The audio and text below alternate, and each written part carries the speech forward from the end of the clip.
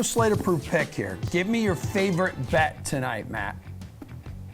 So this is a little bit of a cop-out because the bet starts tonight, but it's not exactly for this game. I like the Bengals to go over their season win total. The current number that we have now at 7.5.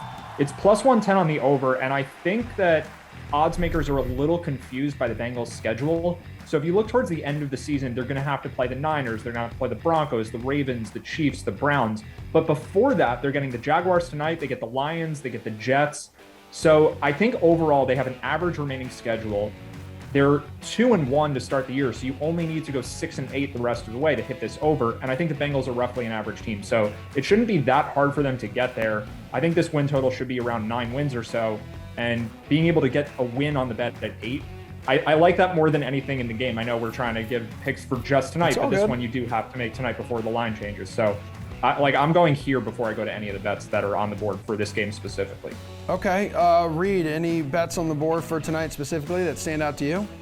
Yeah, you got to make sure you hit that before that stretch of games, though, Matt. Like, if you're like down one game or if you're tied, right? Like, you got like that end of schedule is rough.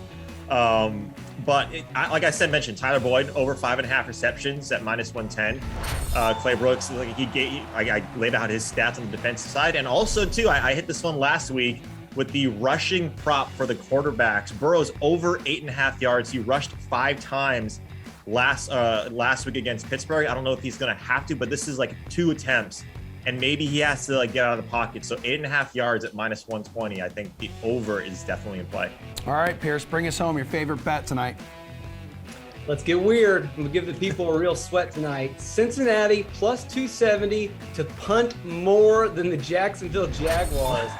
Jacksonville has punted the ball 5.3 times per game. That's the second most, but Cincinnati is not too far behind with a 4.7 punt per game rate. And just think how this plays out. I know it might sound counterintuitive, but I think that Jacksonville is going to be playing from behind. They're going to be aggressive. As we mentioned, they can be turnover prone in these games, and that means less punts. And then Cincinnati with the lead at home, conservative, probably going to punt the ball more.